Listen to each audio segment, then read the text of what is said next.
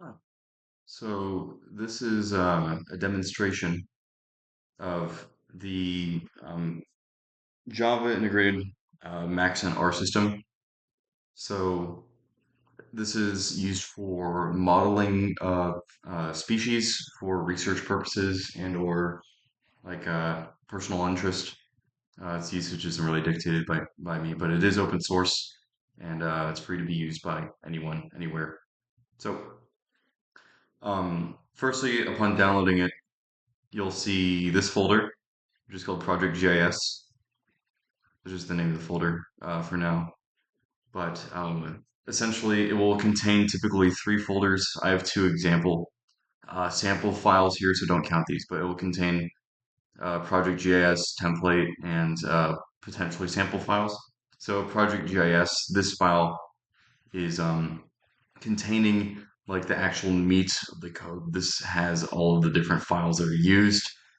It also contains your TIFF files that you'll be using for your environmental layers and whatnot, which is used in Maxent, as well as some clipping stuff, as well as a list of environmental layers.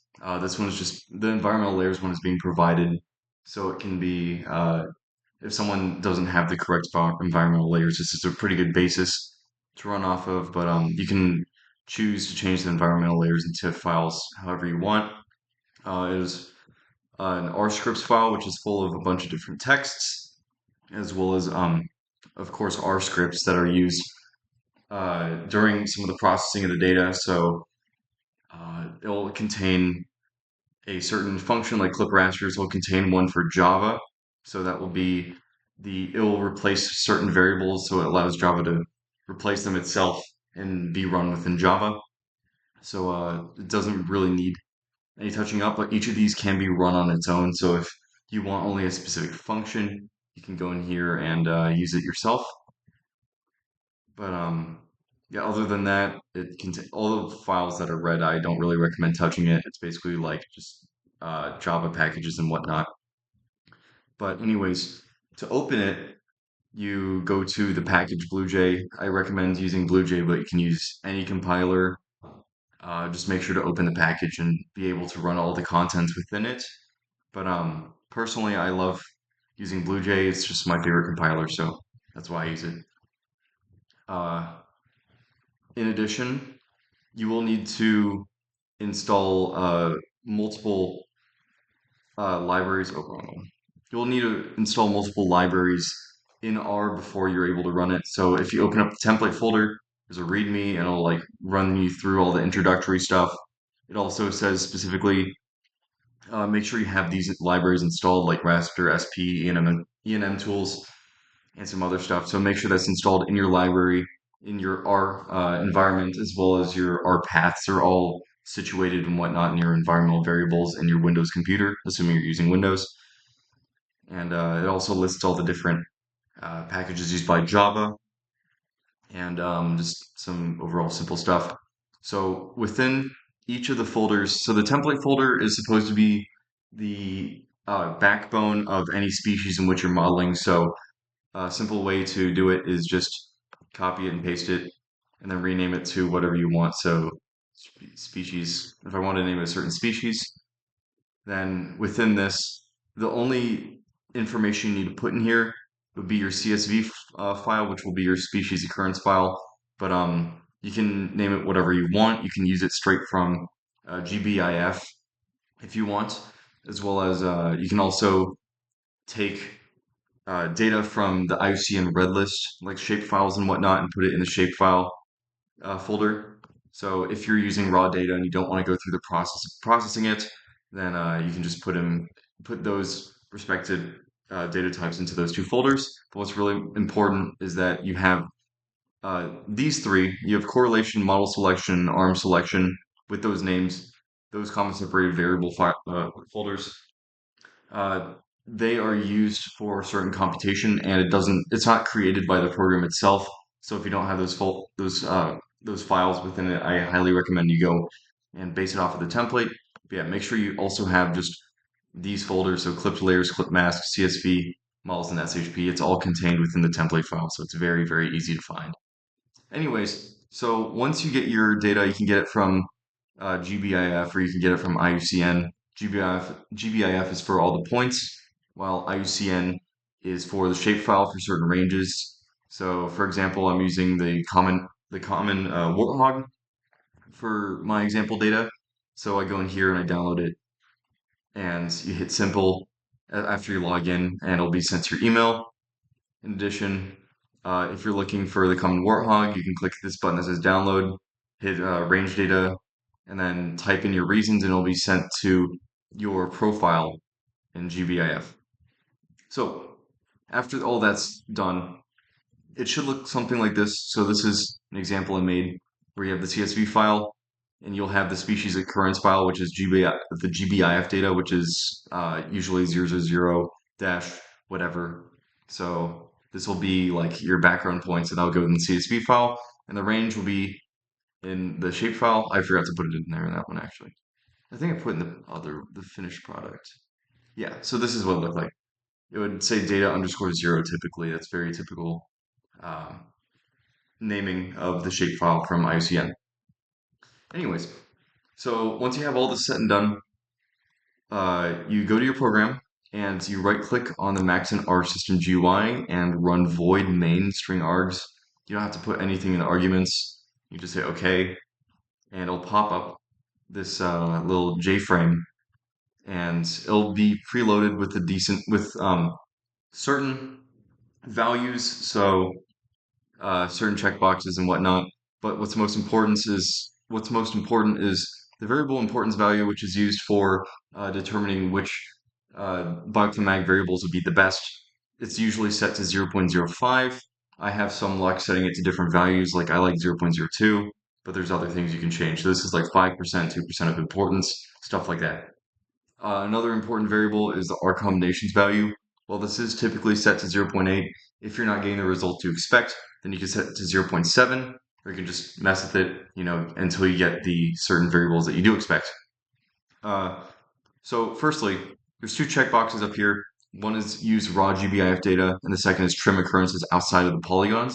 So using raw GBIF data, this means that you have not done anything to actually filter out the data itself, or like to what's the term I'm looking for? Refine the data. You're not doing anything to refine the data, so you're just taking it straight from the website. The program will automatically collect the latitude, longitude, as well as species names. So it'll help for simplicity's sake, and people who have lots of species to deal with and they don't want to, then it'll automatically take care of it for them. So the second one is trim occurrences outside of polygon files. So what this essentially means is if you have a polygon file from IUCN, then it will automatically remove all of the occurrences outside of the shapefiles. So it's good for when a range is provided. However, if you're going for a relatively small species that doesn't have as much data, doesn't have an accurate range or a shapefile on hand, then it might be better not to use that. So we'll just use all the total points rather than with what is within the shapefile. Like for example, I was modeling an African Sandfly the other day, and it didn't have a shapefile, so this would be really good implementation of that because otherwise it just wouldn't run with raw GBIF data. So next thing you'll see is the path to the occurrence file. So this is the path to the occurrence file. It's the path to your CSV containing, or wrong one. It's the CSV path that contains all of your species, and it's in a comma separated variable. So it'll look something like this if it's raw data from GBIF. But yeah, so this is the path. You don't need quotation marks. So like if you're copying the path, sometimes it includes quotation marks. I highly recommend you remove those. You can use any type of slash. It doesn't really matter. Also, what's cool is if you have multiple species, you can separate it. So if I wanted to do separate species, you can separate them by commas without spaces, and yeah, it would work just fine. And it'll run the same operations for all those files. So if you have multiple species with raw GBIF data and have polygons, and you want to select both of the aforementioned checkboxes, separate them by commas, and it would work out fine. It'll run all of them independently in their own folders. Um, Anyways, so next up we have clipping dimensions. So this has to do with the rasters and the actual extent of your current occurrence files. So clipping to the extent of points means that this program will automatically create a raster that will encapsulate all the points and then calculate the values at each of those rasters. However, if you do want to, like for masking purposes, if you want to make a larger raster, you can always deselect it and use your own individual points. These are some that are of Africa, which was used in a previous project. I think I don't remember what those are for, but I typically like to clip to the extent of points because I don't really care about the original extent. But for some people, it's same difference. So next up is using mask. So you can either disable it or enable it. It determines whether or not your final, like the best model that you'll make will be projected onto another area or in a different format. Excuse me. Um, it's not necessary, but I typically like to use it. It's really good to I like enjoying seeing where these species could possibly live. So, like, I do the United States a lot. I also do parts of Europe and stuff like that, or especially Texas, but to each their own.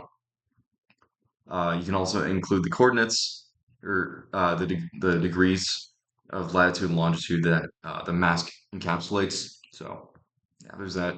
As well as I've already explained the importance of the variables below. You can always change those. But anyways, if you're still confused, you can click the help button and you can see a like basic overview of what everything does. It's not the most in depth, but I think it'll help as well as there's all of this in the README. So if you're kind of stuck or you don't know what to do, then you can always use that.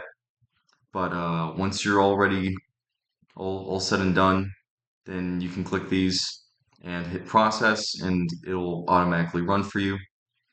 And I'll do that just for an example, but I'm missing the shapefile data, so I'm actually cancel it.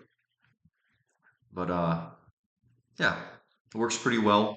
It'll work on most species, and it's very easy to run, very easy to run. And yeah, I'll show you an example output actually. So the your best model will be in the folder named best underscore 10 times.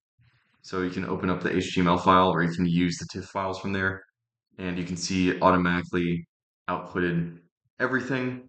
So the area under the curve, you can see all the different graphs, as well as the original one. So this is like clipping to the extent of points. So it automatically clipped this raster. You can see that's kind of cut off at the bottom. And this is the mask I used. So yeah, overall it works pretty well.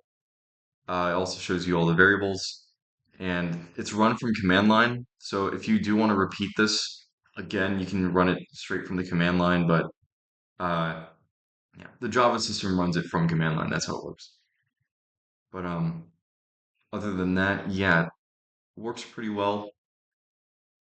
And if there's any questions, you're free to email me at trumanG@tamu.edu or tgilliam2004 at gmail.com, and I can help you with that. These are some examples.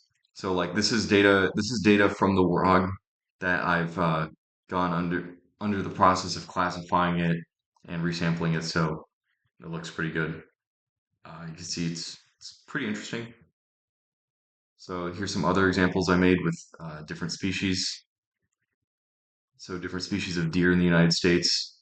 This one's of sandflies, but yeah, overall it works pretty well. It's also worth mentioning that the program runs based off of how it dictates the best model to be. So, yeah, using different values for the combos and whatnot will give you different results. But if there's a bioclimatic variable that you know is involved, the computer may not calculate it that way, so it won't involve it in the final calculation. So, doing that, it may be more useful to implement that yourself or do data processing yourself, but other than that, it works wonders. Uh, and in addition, there's also an E&M workflow map, so you can see the different steps that it takes to actually calculate it. It's reflected in the code itself. So in the code itself, you can see it lists all the steps and it describes what's going on at each step. And, yeah, works pretty well. Let me know if you have any questions, but thank you.